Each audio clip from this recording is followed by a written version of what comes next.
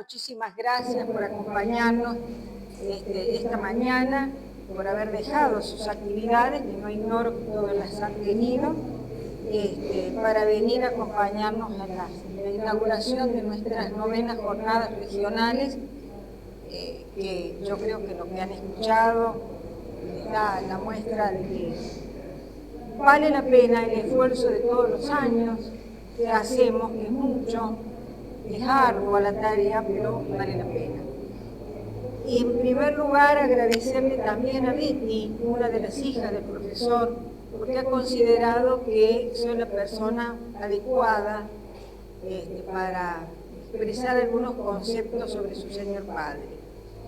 En segundo lugar, contarles por dónde voy a transitar en esto que yo le llamo mi viaje en la vida del profesor Hugo Furcade, en donde yo identifico, lo manejo de acá, aquí, disculpad, en donde yo identifico dos grandes periodos en la vida intelectual y académica del profesor.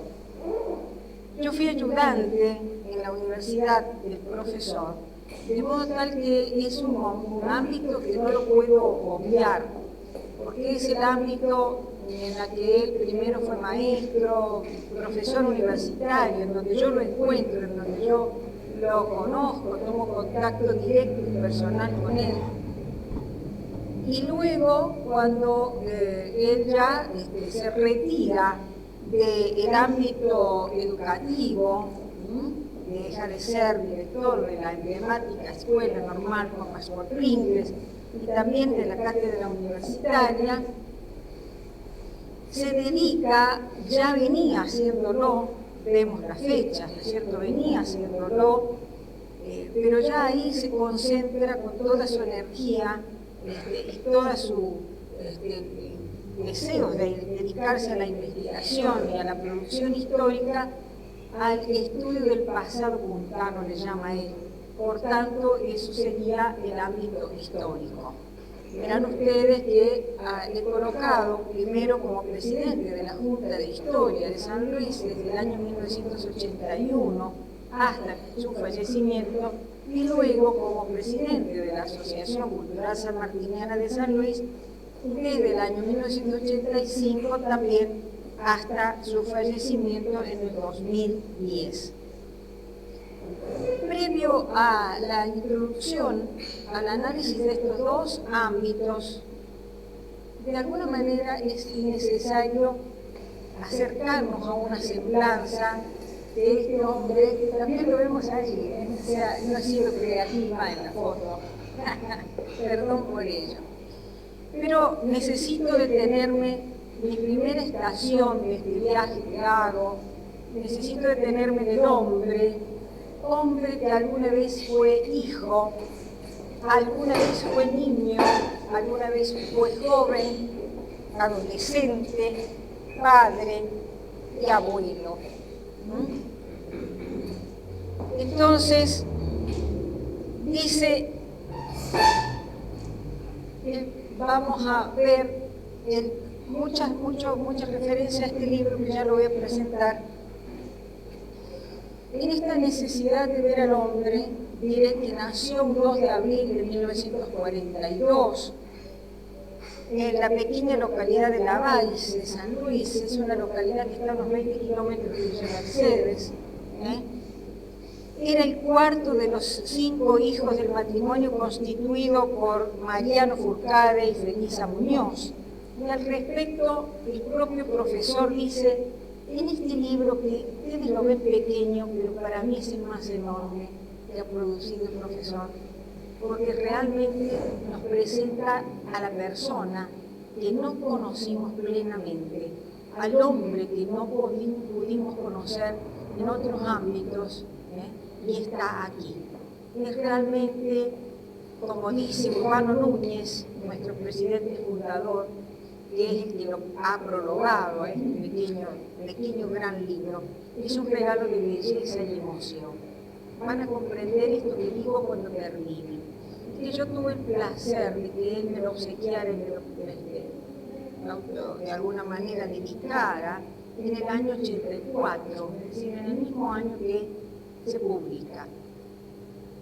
Hijo de, entonces dije, Mariano Furcade y la señora Felisa Muñoz, dice el profesor en la página 11. Mi padre murió cuando yo tenía apenas 4 años, de tal suerte que ni una mirada, ni un afecto profundo, ni la intuición de esa ligadura esencial que nos une al progenitor pude retener de su persona. Posteriormente dirá, desde entonces debió mi madre afrontar con su trabajo, con su paciencia y con su silencio la dimensión desgarradora de la soledad. De sus primeros años, fíjense, he puesto allí esa pequeña imagen de los compañeritos que llegaban a la escuela de Lavalle a caballo o en mula, un poco para simbolizar a esos compañeros que él en la página 13 de este libro tan maravilloso dice: en mis primeros amigos, compañeros fraternales, de los que también fueron primeros e inocentes juegos infantiles. Todavía parecen iluminarse en un ancho patio de arena y envueltos por el sol de una tarde perenne las parábolas de las arandelas que picaban tintineantes en las paredes desnudas y la frágil, volandera gracia de las figuritas convidadas a la tapada. Va él describiendo también cada una de su vida.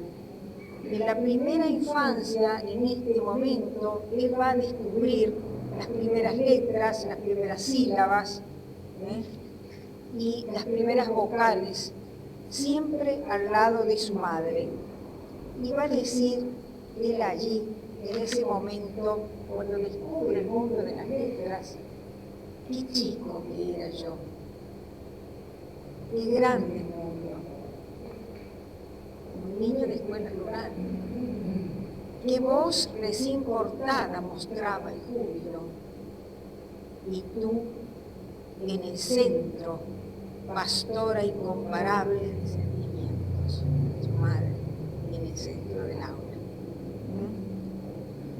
Efectivamente, su madre, la señora Felisa, como él le llama al libro, concluyó sus estudios en la Escuela Normal de Maestras Paula Domínguez de Bazán en 1909. En 1910 recibió su diploma y también su primera designación como maestra en la escuela número 22 de la FINUR, departamento Junín, provincia de San Luis. Al iniciarse en 1911 fue nombrada maestra fundadora de la Escuela Nacional 191. Al respecto, el profesor dice en la página 11, fundadora de una escuela nacional, la 191, en la pequeñísima, ya casi desaparecida localidad de Lavalle, situada a 20 kilómetros al sur de Villa Mercedes. Allí fue a efectuar durante casi 25 años como maestra y a actuar como directora. Allí mismo conoció a mi padre, don Mariano Domiciano, hijo de un inmigrante vasco-francés, afincado en la provincia de Buenos Aires.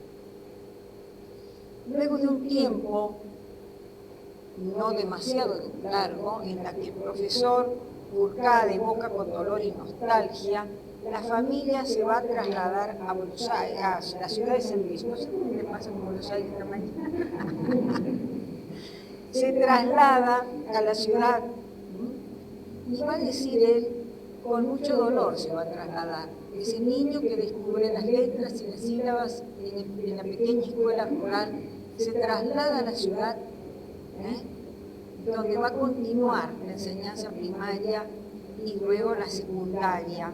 Posteriormente será la universitaria. Pero permítanme detenerme un segundo en este momento en el que él va a decir que en el año 36 se fue para siempre de nuestro lado doña Emeteria, su abuela.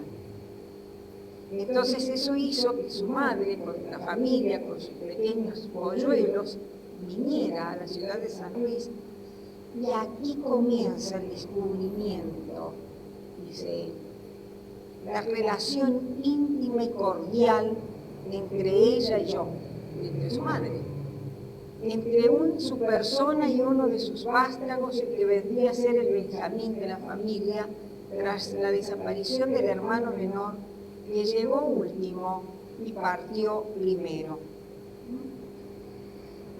A partir de allí, fíjense, dije yo, él va a ingresar en 1942 a la Escuela Normal, egresa como maestro normal nacional en la Escuela Normal, Juan Pascual Pringles, y luego será profesor de enseñanza media normal secundaria especial en Pedagogía y Filosofía en la entonces Universidad Nacional de Cuyo.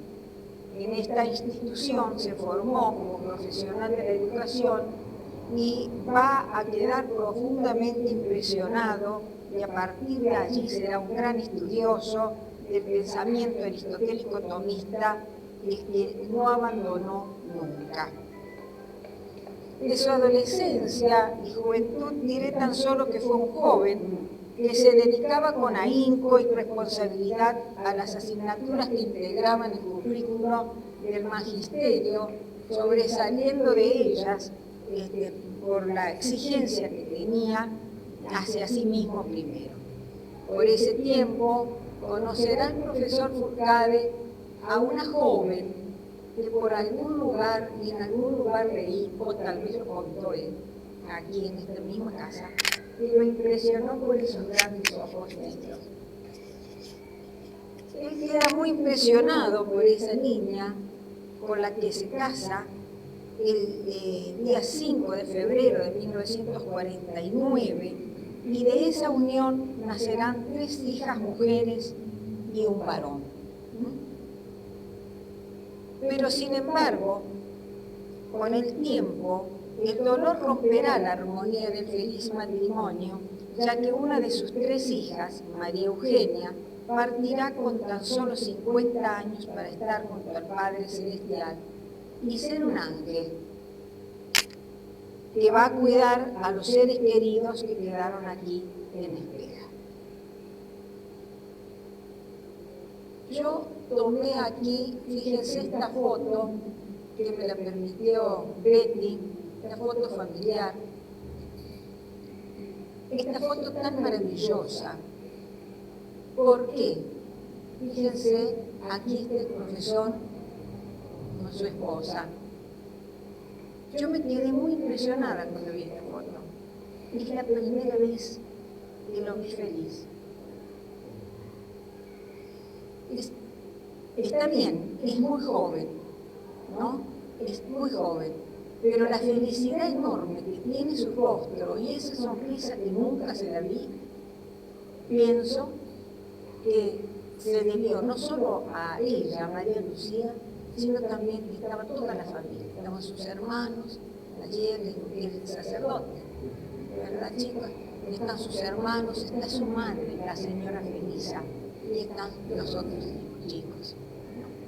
Nunca vi esa sonrisa tan maravillosa del profesor y quería destacarla y compartir con ustedes esa alegría que obviamente está profundamente enraizada en su corazón. Ya vamos a ver otras fotos y se van a dar cuenta que lo que digo es así. De él como padre destacaré que fue un padre luchador, muy responsable, pero también muy exigente con sus hijos. Pero no puedo hablar del hombre sin dejar un aspecto muy importante del profesor, que fue el hombre de fe. Hombre de fe al que nosotros, los cristianos, los católicos, mejor dicho,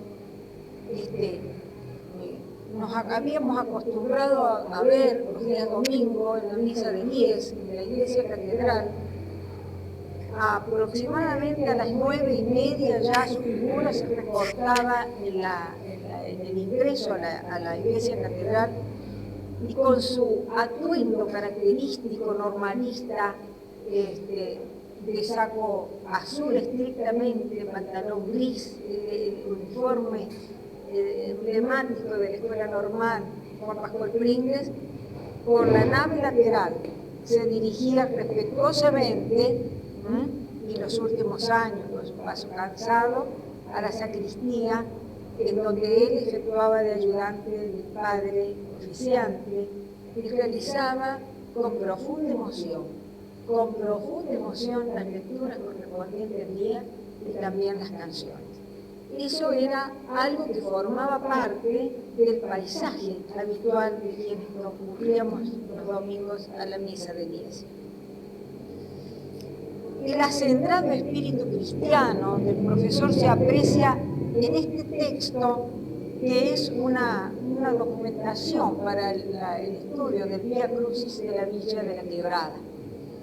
¿Qué puntano no se ha conmovido cuando ha subido, no sé si lo conoces, Rafael, cuando ha subido el Vía Crucis en la Villa de la Quebrada y ha quedado impresionado por las estatuillas y por lo que ellas representan?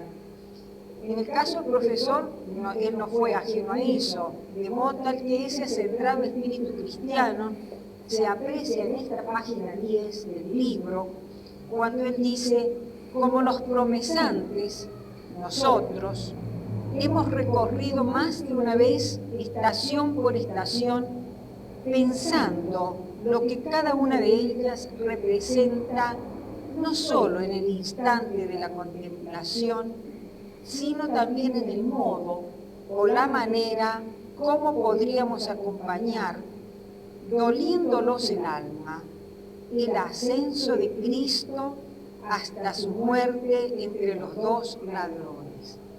Es un bello texto también, a pesar de que es documentación. Pero para no hacerlo tan extenso, cierro ahí la rápida presentación del hombre de fe que hago y del hombre que alguna vez fue hijo, que alguna vez fue niño, como dije, maestro, profesor universitario, y el hombre de fe, que también apreciamos la coherencia de ese hombre de fe entre el decir y el hacer, cuando decíamos recién, allí en la última parte de nuestra divina, junto a su esposa enseñaba, ¿no es cierto?, las oraciones a los chiquitos, a los pequeños del departamento de aplicación de la escuela de Juan Pascual Pérez. Yo decía recién, yo comencé trabajando en la universidad con el profesor siendo su ayudante y decía, no puedo ignorar ese enorme paso y en la vida de él y paso por la universidad y cuánto ocupó la docencia. Por eso es que entonces voy a ir a la segunda etapa de mi viaje, que es el educador, el maestro. Pero previo se impone hacer una contextualización. El mayor desafío, diré, quienes somos docentes, que enfrentamos quienes somos docentes en este momento, son los grandes problemas, las grandes cuestiones que tenemos y que se han presentado. Aquí se ha dicho mucho de ello, lo que vivimos actualmente en la sociedad. De modo tal que el ser docente actualmente se ha convertido en un oficio complejo. Un oficio que tiene muchas cuestiones que deben ser resueltas antes de comenzar la tarea educativa a la que aprendí con él, que constituyen los problemas previos de la pedagogía a ser resueltos en el aula antes de empezar la tarea de formar docentes. Ese oficio complejo está atravesado por desafíos, replanteos, revisiones constantes, yo digo no solo de las nuevas tecnologías, que no son tan nuevas, porque empezaron en el año 1950, sino que actualmente por la inteligencia artificial que no sabemos dónde va a ir a terminar. La verdad que estamos preocupados en ese sentido, ¿no? Pero yo me convenzo a mí misma y quiero convencerme a mí misma de que hay algo que la inteligencia no podrá, que es el alma. Y entonces me conformo con que el alma no la va a poder tener nunca, no tendrá el alma del hombre nunca. Por supuesto que esos desafíos, además, tienen que ver con los enormes movimientos poblacionales que hay. Es impresionante los movimientos poblacionales, cómo modifican, cómo transforman una sociedad. Y esto no está lejos de aquí de San Luis. Pensemos que nosotros actualmente tenemos chicos en la primaria y en la secundaria que son de China, como está pasando en todo el mundo. China ha cubierto todo el mundo. El mundo está pintado de rojo. Acabo de venir de un foro donde se vio eso y se habló, y la verdad que uno quedó muy preocupado, Rafael. El mundo está pintado de rojo. Y acá tenemos estudiantes de la primaria y secundaria que son de China. ¿Y cuánto nos desafía ese niño a los docentes que tratan de enseñarle una cultura y una ideología y matrices que no tienen nada que ver con él y con su tradición y su familia, ¿no? Entonces, hay allí mucha cuestión que hace ruido.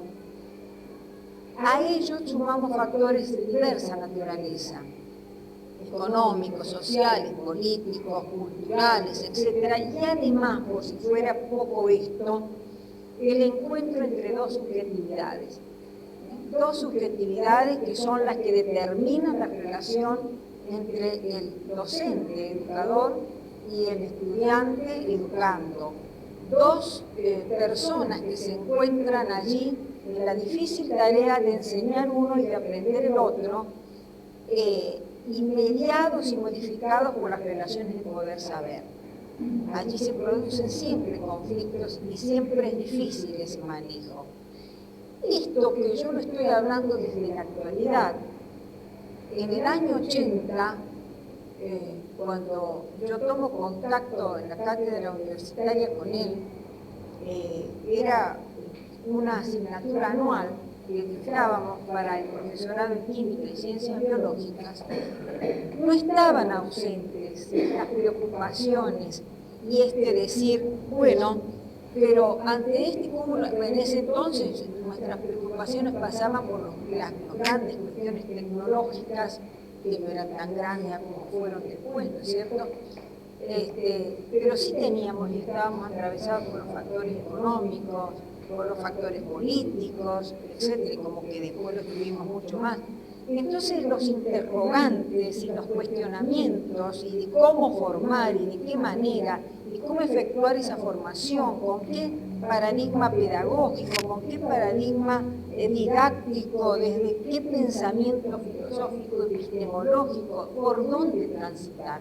No estuvieron ausentes estos grandes interrogantes en ese momento y imagino yo, y en ese momento él era el director de la Escuela Normal, Juan Pascual Pringles, imagino que, pero potenciado muchas veces más, él en la escuela se lo planteaba porque allí él era el director y él tenía que conducir al equipo que formaba maestros. Es decir, que los desafíos que acabo de mencionar estaban sumamente potenciados y los interrogantes también. Múltiples preguntas, múltiples interrogantes, sin duda tuvo también que resolver el profesor y mucho más siendo director de esa escuela tan particular y tan querida como fue la Normal Juan Pascual Pringles. Para poder de alguna manera acercarme a esos interrogantes que el profesor se formulaba, voy a posicionarme en la lingüística, especialmente en la teoría de la enunciación de Benveniste, y en el pensamiento filosófico latinoamericano.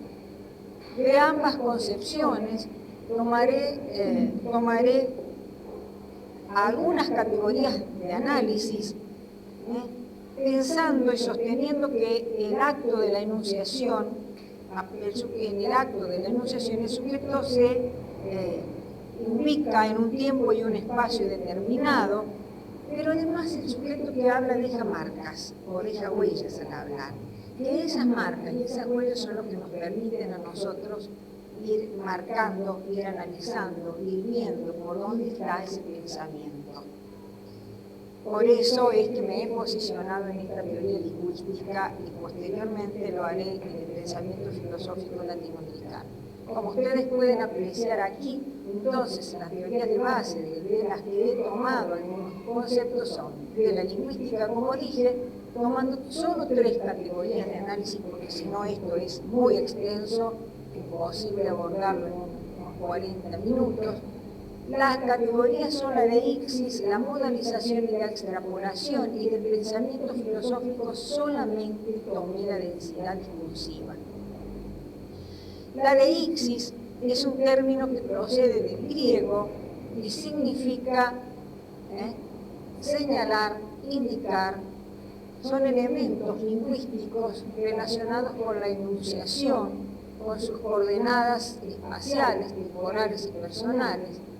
Se expresan nombres, fíjense ustedes, pronombres o artículos y que a veces suele estar tácito.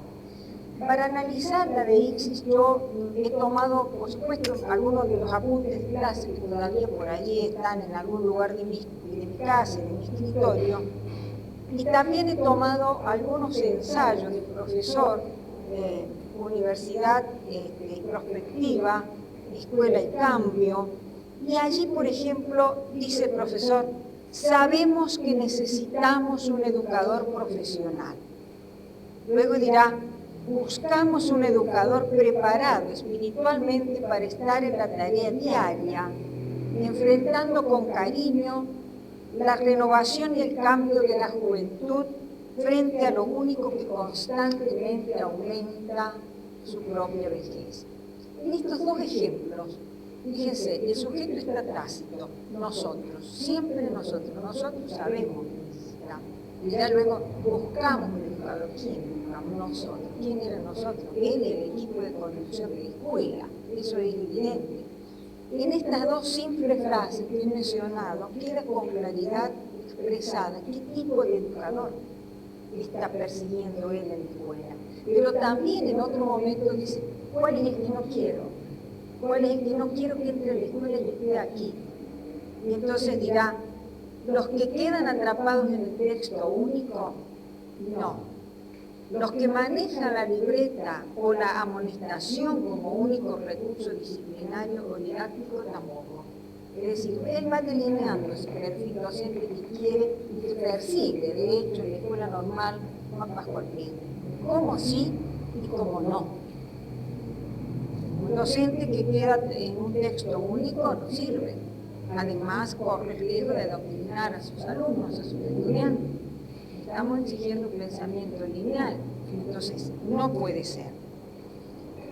La otra categoría de análisis que yo decía recién es la modalización.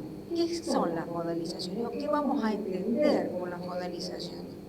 Cuando una persona se coloca a sí misma o también al grupo como modelo a imitar.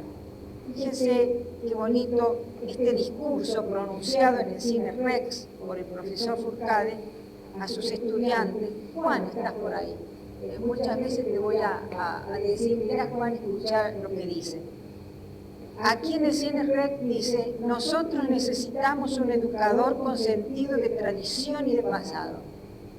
Necesitamos un educador profesional con visión de finalidad del proceso educativo. Es fundamental eso. ¿A dónde va uno con la tarea educativa? Uno puede ejercer la docencia si uno no sabe dónde quiere ir. Eso es un absurdo. Necesitamos un educador capaz de la imaginación creadora, de mentalidad flexible como para captar los cambios, capaz de tomar precauciones técnicas. Cuidado con la tecnología, no toda. Lo mismo decimos hoy de la inteligencia artificial. Tomémosla, pero con muchísimos recaudos y con muchos límites. De adecuar los efectos del cambio. No todo sirve, no todo es bueno. Cuidado. Un educador que enseñe, que promueve, que guía, que aconseje, que impulse. Un educador que organice, que proyecte, que oriente.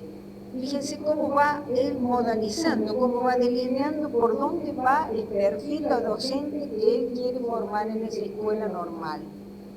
Y la tercera categoría, para que no se cansen, porque estamos bastante cansados ya de la mañana, es la extrapolación. ¿Qué es la extrapolación? Es bellísima. Se considera este recurso lingüístico cuando se establecen relaciones entre el contenido de lo que se está tratando, de lo que se está trabajando, con elementos que trascienden el contexto puntual del tiempo y del aula, incorporando elementos vivenciales, culturales y procedimentales. Por ejemplo, y aquí sí vuelvo a este bello libro, ¿no es cierto?, de la señora Felisa, profesor. Muchas veces voy a ir a esta página 20. Dice él, aún aceptando los yerros de la formación, los defectos de lo advenedizo o de lo espurio que se introdujo en la ilustración del magisterio, habrá que destacar y remarcar la calidad, el testimonio espiritual de aquel desprendimiento, aquella capacidad de renunciamiento y de servicio que estuvo siempre inscripta en el espíritu de las juventudes normalistas. Esas que un día cualquiera abandonaban el hogar nativo y desnudas de ficciones se ponían a sembrar el alfabeto en la lejanía de los territorios, en la hondura de los bosques chaqueños o en las frías soledades del sur. Y que cierto es eso. Yo conocí muchos maestros normales que en el mes de enero solamente venían a visitar a su familia, a su esposa, a sus hijos, a procurar llevar todo lo que necesitaban para el año, y habían padecido en el bosque chaqueño, en el impenetrable, unos maestros maravillosos, ya fallecidos, por supuesto. No sé si te acordás de uno de los muchachos Olivera, que ya falleció, un hombre extraordinario, de una valía maravillosa. Y bueno, ¿quién no tuvo algún pariente, primo en la familia? Yo, mis hermanos no, pero sí primos, ¿no es cierto?, que partieron a la Patagonia, a la fría soledad, y murieron por allá, ¿no? Y venían solo en el mes de enero a buscar el contacto, el calor de la familia y también a llevar todo lo que podían encontrar para cubrirse de las inclemencias del tiempo. Este es un bello fragmento del profesor que ha tomado, ¿no es cierto?, en este momento, y que me ilustra la extrapolación.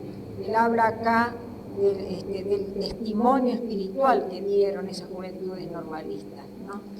Y es verdad, es verdad.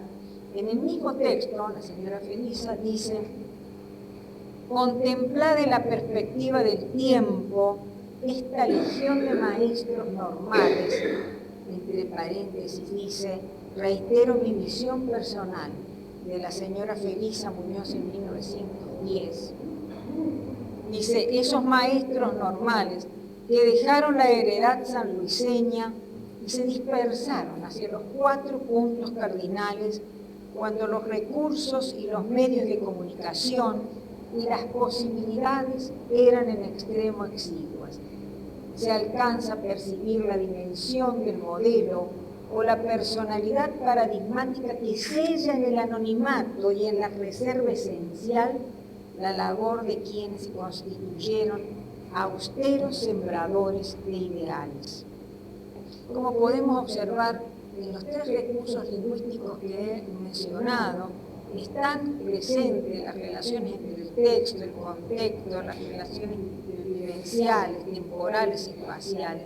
Y con todas ellas se va delineando un perfil de docente que quiere, respondiendo así a esos interrogantes que de alguna manera empecé a formularme, que no se acaban, los cuestionamientos cuando uno es docente no se acaban nunca, no se acaban nunca. Chango Arias, un docente que tuvimos muy amiguero en nuestra universidad, muy buena persona. El Chango decía que cuando empezabas la universidad, empezabas a ser docente si sentías realmente un sacudón en el corazón y empezabas a ser universitario. Esos 2 lugares, esos 2 espacios no los abandonabas nunca en la vida. Y es verdad, el ser docente no se abandona nunca y el ser universitario tampoco. Ahora bien, Dicho esto de estas tres categorías lingüísticas que he mencionado, quisiera, por favor, con permiso de ustedes, detenerme un segundo más en lo que es el maestro. ¿Por qué? Porque él fue maestro primario, porque él fue profesor de enseñanza media, porque él fue profesor de enseñanza en la universidad, que es donde yo lo conozco más acabadamente, porque uno conoce a las personas, pero cuando las trata y trabaja con ellas, los conoce un poquito más. No quiere decir que la conozca. Acá vamos a conocerlo verdaderamente. Fue decano de la Facultad de Ciencias en la Universidad Nacional de Cuyo en 1967, director del Centro Latinoamericano de Investigación y Perfeccionamiento Convenia OEA Cuyo en 1969, pero destaco la tarea fundamental como director de la entrañable Escuela Normal Juan Pascual Pringles, semillero de maestros educados por un brillante plantel de profesores conducidos por él, humanistas todos. Yo dije, abrevó en el pensamiento aristotélico tomista, profundizó, pero básicamente humanistas, ¿no? Que supieron forjar una raza de maestros normales que se destacaron en cualquier espacio físico de la patria. ¿Y dónde esté Juan? En el acto de colación de grados de 1965, mirá Juan.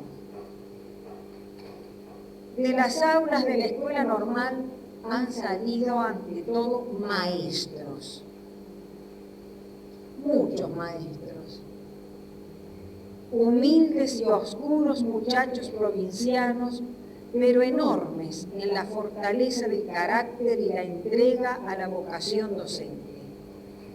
Muchos seres excepcionales que han dignificado y ennoblecido sus vidas y la de sus semejantes, llevando en sus manos apenas un pequeño y humilde diploma de maestro. Muchos sacerdotes dignos, hombres probos, virtuosos, honrados, a quienes la sociedad y hasta sus semejantes les pagó casi siempre con el olvido. Y acá uno no puede evitar que su mente viaje hasta ese escritor glorioso que tenemos en San Luis, Pólogo del Rojo, cuando escribe donde la patria no alcanza, que son las vivencias de los maestros rurales, ¿no? Como duele el alma cuando él dice esta verdad absoluta. La sociedad les pagó casi siempre con el olvido, y agrega, en esos jóvenes, en esos muchachos que desde 1876 transitaron el edificio incólume de esta casa de estudios, porque la Escuela Normal Juan Pascual Pringles se fundó en 1876, 50 años antes que la Universidad Nacional de Cuyo. En esos hermanos olvidados, nuestros hermanos en la tierra común, debe inspirarse el estudiantado de hoy. Fíjense cómo sigue perfilando y dando elementos para ese maestro. Debo agregar una nota más que muestra su calidad de guía, de conductor en el trabajo sostenido, que es honra y pres de la Escuela Normal, la histórica procesión cívica. De ella, en la publicación del año 1968, dirá, en conmemoración de los 50 años de la procesión: al remarcar el gesto viril y egregio de los estudiantes de 1918, año del término de la Primera Guerra, año de la paz mundial, pero también año de la gloriosa reforma universitaria, dice, al testificar por ellos, Juan, que no ha habido ninguna ausencia, ninguna deserción, ningún abandono, pienso que aquello que queda, que aquello que perdura, que se destaca, es por sobre todo la práctica sostenida de esa virtud difícil que se nombra fidelidad. Dejo aquí planteado el ámbito educativo, pero perdónenme, no lo podía dejar porque es la etapa que yo he vivido con él. y que además él tiene una parte importante de su vida transcurrida en ese ámbito. Y entonces paso al historiador. Voy en este viaje a detenerme en el historiador. Pero aquí tengo que proceder de manera que se comprenda el tipo de análisis que he realizado. Por ello voy a comenzar diciendo, explicitando que mi objetivo al analizar los libros del profe, que son estos que tengo aquí, es identificar que la preocupación central del historiador es la de determinar el origen, cuándo, cómo, por qué se dio y se produjo la fundación de San Luis. ¿De quién fue el proyecto? ¿De los reyes de España? ¿De la Capitanía General de Chile? ¿O fue un proyecto que tal vez tuvo que ver con los que venían a Mendoza y San Juan y fundaron Mendoza y San Juan? ¿Cómo fue? Entonces, creo que ese es lo central de la preocupación de él y por eso me centré en identificar esa preocupación. Por supuesto que utilizaré como corpus de análisis los datos, los libros de él, pero me voy a centrar en este, San Luis, urbe heroica, denodada e invicta, ya van a ver por qué, y tomaré como concepciones teóricas las que ya mencioné, la teoría de la enunciación, de la lingüística y el pensamiento filosófico latinoamericano. Fíjense, estos son mis corpus de análisis, ¿no es cierto? El San Luis urbe heroica, las lecciones de historia de San Luis y la póstuma que han publicado los chicos, los hijos, Historia de San Luis de 1810 a 2001. Por cierto, me quedo con la San Luis urbe heroica. No por capricho, sino porque creo que ahí está la esencia de lo que yo quiero demostrar, ¿no? Y por supuesto empiezo, como mencioné y dije, por dónde iba a transitar, por la teoría de la enunciación, tomo la primera categoría, la de Ixis. Bueno, fíjense, como lo dije, ¿no es cierto? Mencioné los libros analizados, y entonces, aquí está, la de Ixis. En este texto, San Luis urbe heroica, en la que va a estar presente, bueno, acá, análisis del discurso, podemos hacer muchos, variados, maravillosos. En otro momento he tomado Van Dyck, ¿no? Que también es maravilloso tomarlo, pero aquí no corresponde, sería muy pesado. Y yo no puedo olvidar que tengo un público heterogéneo. Entonces tomo de este libro el capítulo 2, el que él llama El fundador de San Luis. Y dice, de partida nomás, no tememos equivocarnos al afirmar que debemos a Fray Reginaldo de la Cruz Saldaña Retamar el reconocimiento de que el verdadero fundador de la ciudad de San Luis de Loyola, Nueva Medina de Río Seco, era el general don Luis Jofré de Loaiza y Meneses. No tememos equivocarnos. ¿Quién? Nosotros. Él. Ahí es él. Siempre habla en plural. Después dirá, la afirmación, a continuación, dice, la afirmación del notable investigador dominico que llegó a San Luis en 1916 dio por tierra con lo afirmado por el profesor Hess en su libro Historia de la provincia de San Luis, donde asignó tal título al gobernador de Chile, don Martín Gómez Óñez y Loyola, exponiendo tal convicción, ya que a partir de 1924, y ratificando su dicho en 1926, a través de una célebre conferencia pronunciada en la Escuela Normal, etc. ¿Dónde está la Ixis acá? En la afirmación del notable investigador dominico. ¿Quién era el investigador dominico? Saldaña Retamar, ¿no? Cómo él va usando los elementos para ir dando respuesta a lo que él está empeñado. ¿Cuál era el origen? ¿Cómo fue la fundación de San Luis? ¿Y quién fundó San Luis? Más allá de que en este momento hay toda una discusión allí Pero yo, más allá de la discusión que creo que se ha dado por un malentendido, más allá de esto, creo que lo que hay es por ahí una necesidad o una falta de no ponerse de acuerdo.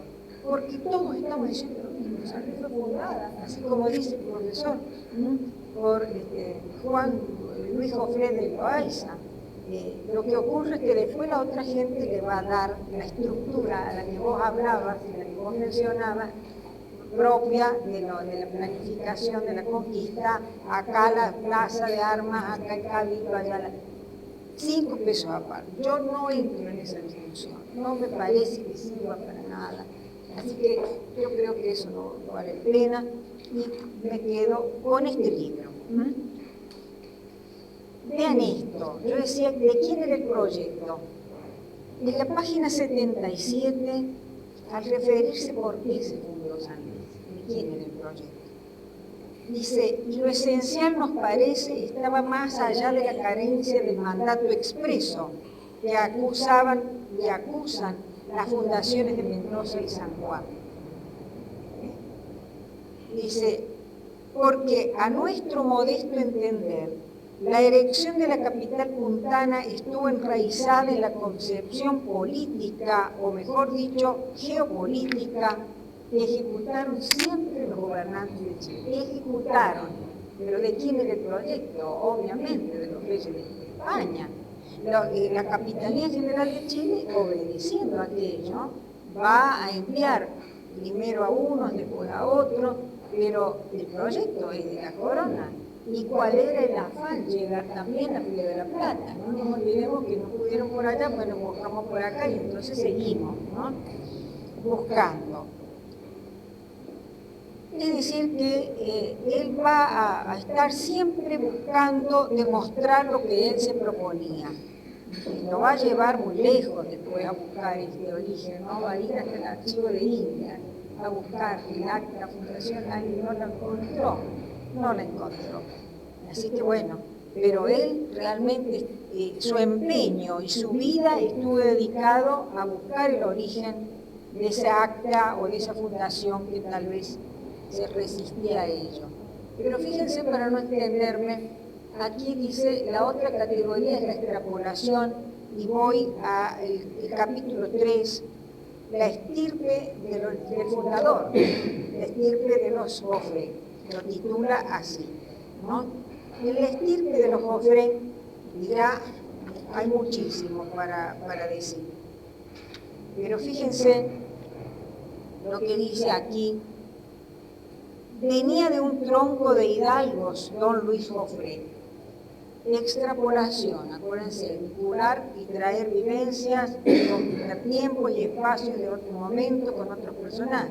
Dice, sus raíces estaban en Castilla y ellas abrazaban a una pléyade de esforzados guerreros, entre los cuales ocupaban en un lugar eminente lo de las tierras de Valladolid, como don Juan Jofré y Montesa, nacido en Medina del Río Seco en 1516 según unos y 1518 según otros, ¿no?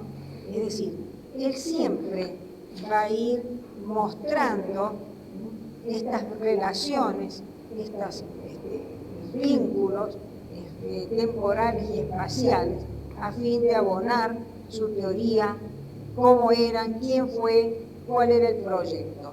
Más tarde dirá, cuando se designa al mariscal Francisco de Villagra, la estrella de Jofré vuelve a brillar y es nombrado en 1561 teniente de gobernador y capitán general de la provincia de Cuyo. En el memorial de servicios que citáramos precedentemente, Jofré consigna que pasó la cordillera Nevada y fue a la dicha provincia de Cuyo, donde socorrió a los españoles que el capitán Pedro de Castilla había dejado, y con la gente que llevaba y con la que allí sacó, fue el dicho general Juan Jofré y descubrió la provincia de Conlara, o sea, San Luis. Tierra muy buena, muy fértil y de buen temple. Fíjense cómo él va abonando esa necesidad espiritual que tenía también de argumentar y de sosegar su espíritu académico y esta necesidad de seguir buscando, ¿no? Que es lo que mueve a los historiadores, buscar y escarbar y orientar. En la página 38 va a decir, aunque manejó grandes riquezas, don Juan Jufré murió pobre. No obstante, como otros grandes capitanes de la conquista, afirma don Horacio Videla, recordando además que debió esforzarse doña Constanza de Meneses, porque es el historiador del Mendoza, por eso te digo, para cubrir las deudas dejadas por su esposo, y quien admirablemente dedicó a su cónyuge esta frase rotunda, que si bien merecía el bronce, allí debe quedar. Dice, nada me debe ni puede deber quien todo lo dio, ¿no? O sea, miren ustedes cómo va usando él la extrapolación, va vinculando vivencias, pero también nos va pintando, nos va mostrando y entretejiendo con tal habilidad el personaje fundamental. Miren, nos habló de dónde venía, quiénes eran sus parientes, cómo eran esos parientes, dónde vivían. Todo va entretejiendo para presentar finalmente el personaje que fundó San Luis, ¿no es cierto? Rápidamente voy a la densidad discursiva. Única categoría que tomo, presencia de las otras voces en un texto, o también llamada polifonía, ¿no es cierto?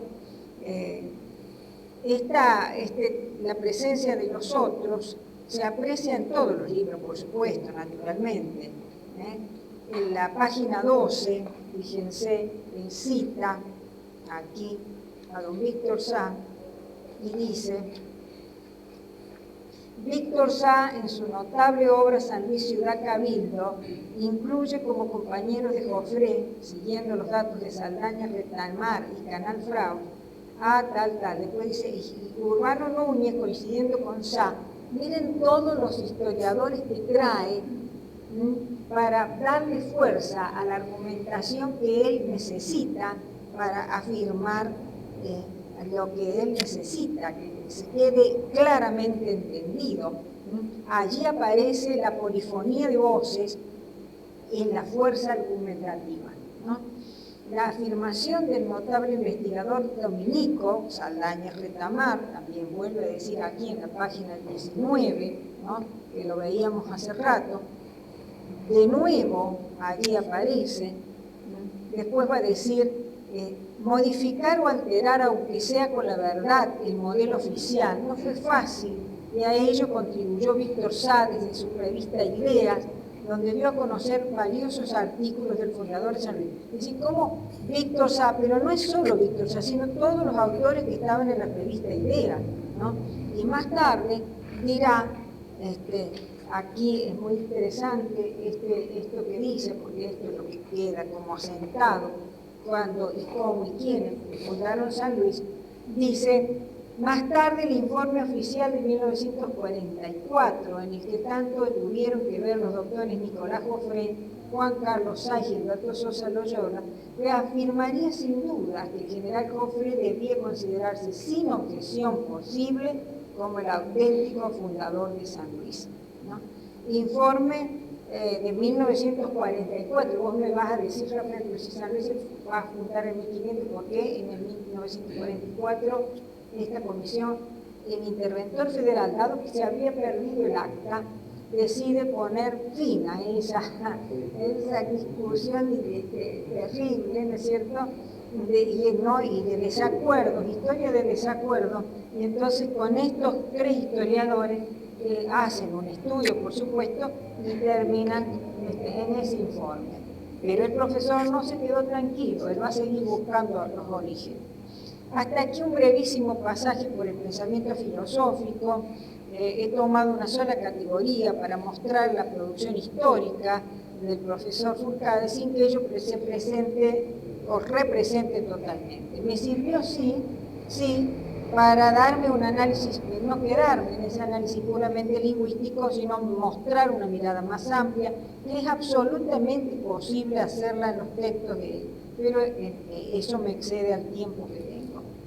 En el texto lecciones de historia, que está aquí, se puede observar un capítulo dedicado a un tema especial para él. Yo dije, él fue presidente de la Junta de Historia en el 81 y en el 85 presidente sanmartiniano. Ese tema especial para él fue la epopeya sanmartiniana, ¿no? Aquí lo tenemos, fíjense, de aquel joven, feliz, sonriente, como era. Está bien, me dirán ustedes, pasaron los años, sí, pero ya no era el mismo profesor feliz. Y cuando termine de hablar van a entender por qué. Fíjense, ¿qué hacía como presidente sanmartiniano? Yo dije, cuando inauguramos la casa, dije, se debió los esfuerzos y a los trámites que hizo él, porque esto es una herencia vacante, por eso logramos esta sede, ¿no?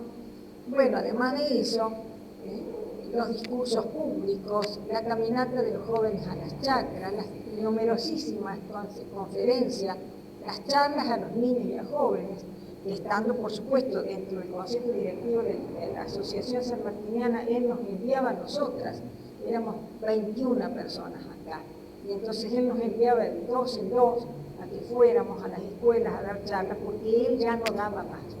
Él le andaba por toda la ciudad y por toda la provincia. Entonces, ¿qué hacía? Iba a la provincia y nosotros nos dejaba en la ciudad.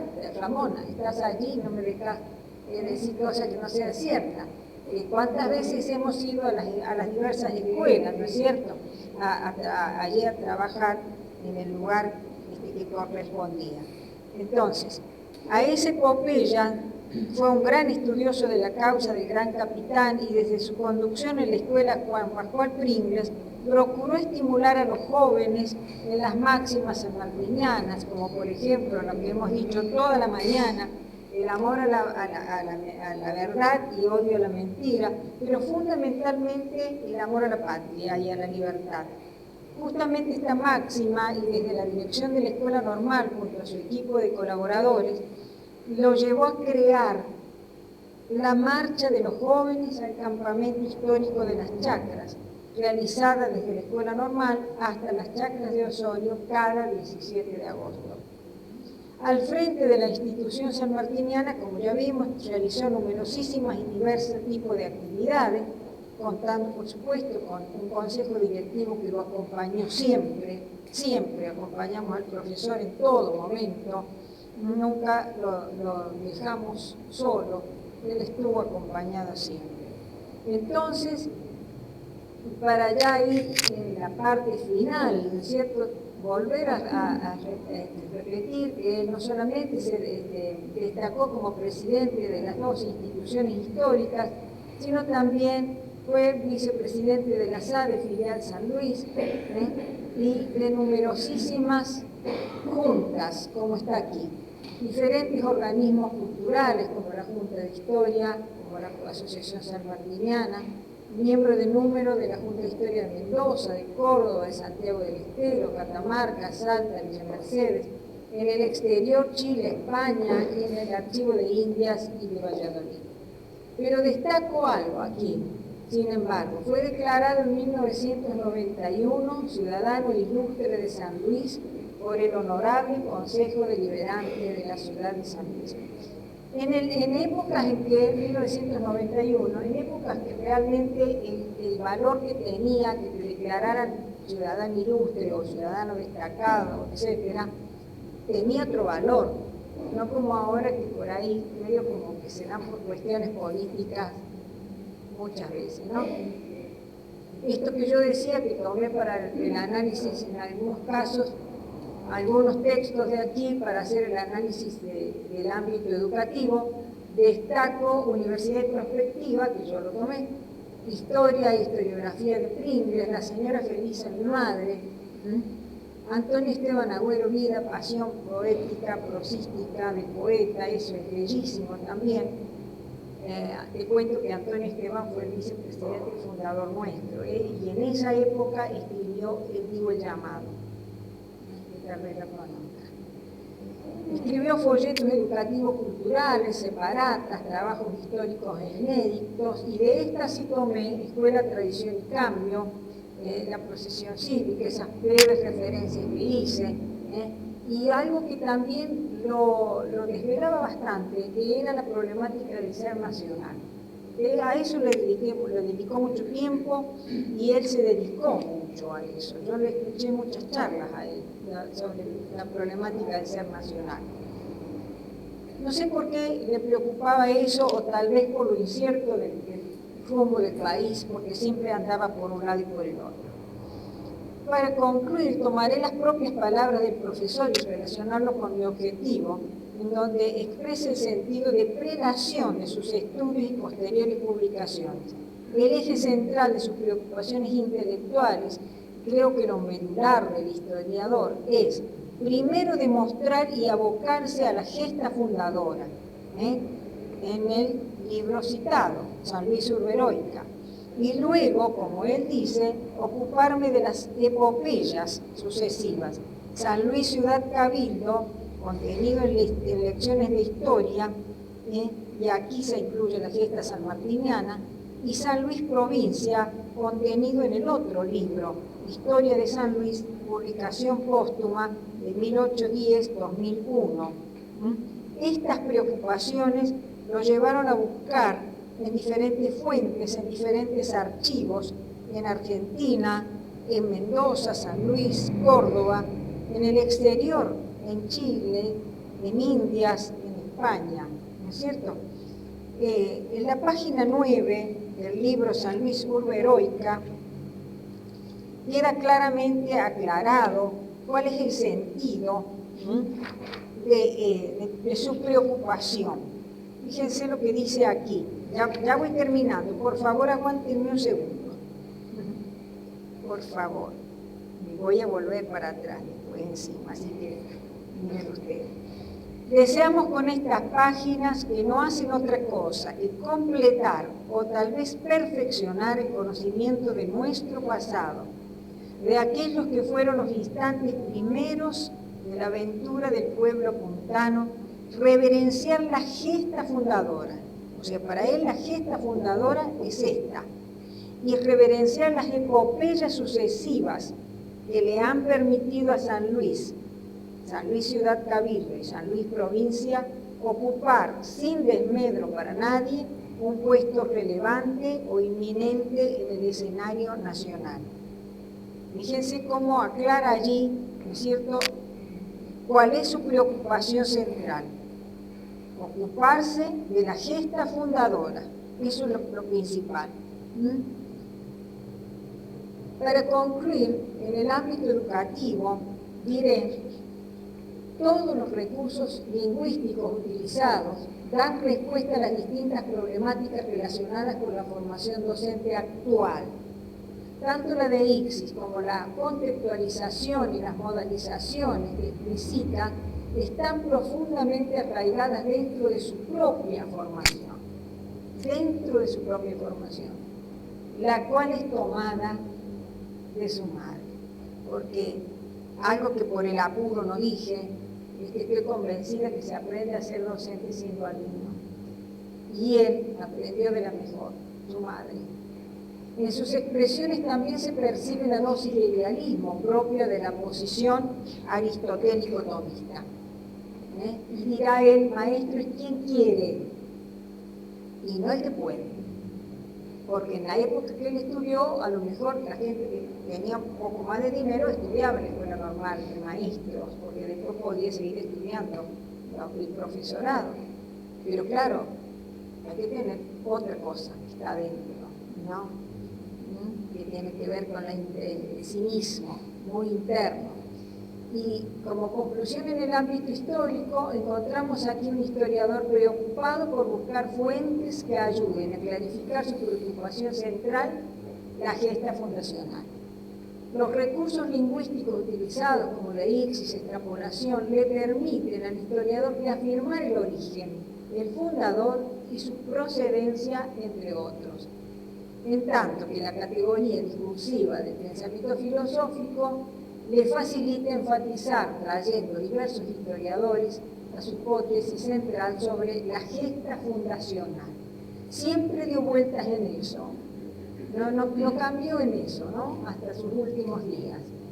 Respecto a los textos de los corpus, es decir, a los otros libros, en Lecciones de Historia de San Luis, publicada en 2009, debo decirles que, y sobre todo para Rafael, esta es edición 1994. Y puedo decir un poquito más que la más vieja. Vuelvo a decir, porque para mí acá está el corazón. En Lecciones 2009, publicada por la Universidad Católica de Cuyo, en los 3 primeros capítulos se ocupa de completar los orígenes de la fundación. Y allí entonces va la Iglesia Católica, especialmente los orígenes borbónicos. Entonces, yo creo que lo que empezó acá, él lo sigue abonando aquí, lo completa con este libro. En el capítulo 4 se refiere a la elección sanmartiniana, ¿no? Especialmente algo que lo van a tratar hoy y mañana, los historiadores que sigan. Al año 1819, cuando se produce la sublevación de los realistas que estaban aquí en San Luis, y también va a tener un capítulo para la repatriación de los restos del general San Martín y cuál fue el impacto que tuvo en la sociedad puntana. ¿Qué pasó en San Luis? ¿Cómo fue esa colecta? ¿Se hizo? ¿No se hizo? ¿Existió? ¿No existió? ¿Cómo se produjo? Bueno, parece que quedó por ahí media desdibujada, de acuerdo a lo que dice el profesor Turcade. Se empezó, pero finalmente no se sabe. En el capítulo 5 se realizan consideraciones sobre el Bicentenario, porque esto estaba próximo al Bicentenario, y en el 6 dedica a un importante espacio a lo que son los monumentos, lugares, sitios y árboles históricos de la provincia, algo que en Mendoza también se valora mucho. Bueno, yo quiero traer el manzano para acá, quiero traer el Medollón, Mendoza, tengo que concretar, me falta plata, ya lo vamos a hacer, así como la trajimos a la general. En Historia de San Luis, 1810-2001, se ocupa de la ciudad cabildo y de la ciudad provincia y de sus gobernadores, es decir, de lo que él llama las epopeyas. Eso, las epopeyas están acá. Acá están las epopeyas. Ahí tratan los gobiernos, los diversos gobiernos que le dan allí la fuerza definitiva a San Luis Ciudad Cabildo y San Luis Provincia, ¿no? Y bueno, para finalizar, voy a ir cerrando, debo volver sobre mis palabras, debo volver al hombre y detenerme en el abuelo cariñoso que en las doradas tardes otoñales o en las floreadas primaveras solía encontrar, yo lo encontraba paseando en la Plaza Pringles en compañía de su nieta Clarita. ¿Está Clarita por ahí? ¿Dónde está? Allá. Pero ¿cómo estás, nena? Quien también en ocasiones nos acompañaba en algunos actos sanmartinianos. Mirá lo que te estoy diciendo, que tenés que venir. También sin ánimo de hacer distinciones entre mirá qué linda que estás ahí, qué bonita, y el profesor, a pesar de que estar sonriente, no es el profesor de la foto con su mamá. Cuidado, reparen en ese detalle, ya van a ver por qué digo. Y aquí está, como él decía, ¿te acuerdas, Ramón? Con tanto orgullo, con tanto... ¿Te acuerdas que él hablaba en las tardes cuando nos íbamos de acá? Con tanto placer, con tanto gusto, tanto orgullo que tenía. Sin hacer distinciones entre sus nietos, destaco a Gastón, fiel compañero de este último periodo, atento y amoroso, que oficiaba de secretario. Él decía, mi secretario, miren ustedes el secretario que me echaba el viaje. ¿Estás ahí? Bueno, mirá a Gastón ahí con tu abuelo, mirá lo que eras. Y por supuesto que tengo acá otra perlita más. Acá está la abuela con las nenas, y creo que acá estarás vos, Raúl. No estoy. ¿No? Me han sacado de un plumazo. Bueno, dice Lucas, él representaba fielmente lo que era ser abuelo. Nos dejó muchísimas enseñanzas, lo que hizo, lo que escribió. Él era muy compañero nuestro y a la vez muy independiente. Yo admiraba y admiro profundamente lo que escribía y cómo lo escribía. Pero por favor, yo dije, voy a volver sobre mis palabras. Y dije, este libro es el libro más hermoso que nos muestra verdaderamente la interioridad del hombre. Fíjense cómo voy a terminar. La señora Felisa, mi madre, dice: no me atrevería a decir que con mi madre mantuve una comunicación frecuente o asidua. Nuestras conversaciones fueron generalmente breves, algunas veces tensas. En ocasiones particulares solía gozar de mis bromas o de mis cuentos. Salto más adelante. Muchas veces,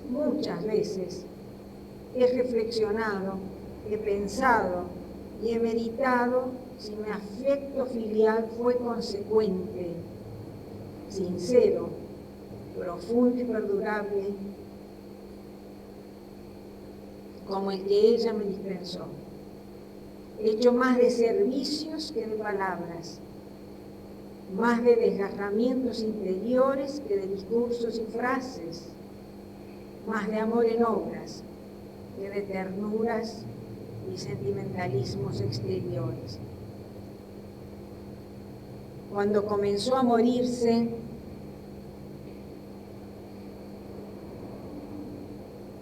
en momentos en que la inteligencia se le ensombreció, con la misma fuerza implacable de un enorme fenómeno físico, columbré que el diálogo, el encuentro y la relación que nos unía, próxima y lejana a un tiempo, no podría ser ya plenamente jamás. Y entonces fue cuando comprendí cabalmente, con lágrimas y dolor auténtico, que no la había amado suficiente. La había respetado, sí, la había reverenciado en su maternidad, agradecido de la vida que por Dios me había participado. Por eso tal vez nunca pude nombrarla sino de usted, admitiendo solo en ocasiones excepcionales el goce. Salto un poco más. Aún digo que ella, y digo de ella solamente la señora Felisa, mi madre. La misma mujer fuerte que, abatida solo por la enfermedad que la llevaría al puerto de la eternidad, contemplaba yo, aferrado a los barrotes de su cama matrimonial, desde la altura de una adultez que quería desesperadamente volverse niño. Vencido por los recuerdos, vine a llorar muchas veces junto a sus plantas, cuando los relámpagos de su capacidad pensante, vencida, ya no eran.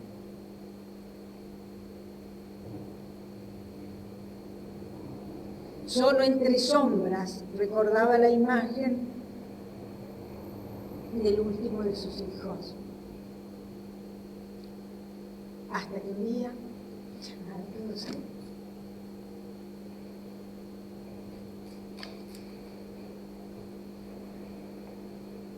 Gracias, profesor.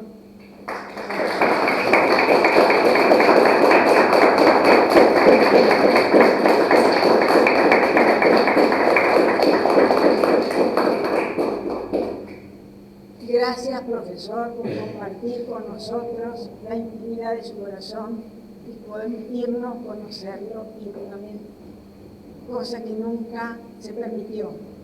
Debo decirle que nunca se permitió. Y aquí lo encontramos. Aquí está el hombre, aquí está el hijo, chicos finitos, ustedes. Aquí está el abuelo. Ténganlo presente. Gracias, profesor, por permitirnos conocerlo y por permitirnos a nosotros haberlo tenido como presidente de la Asociación Sanmartiniana y en mi caso también como colega y sobre todo como guía en mis inicios en la querida Universidad Nacional de San Luis. Gracias, profesor, su legado está intacto.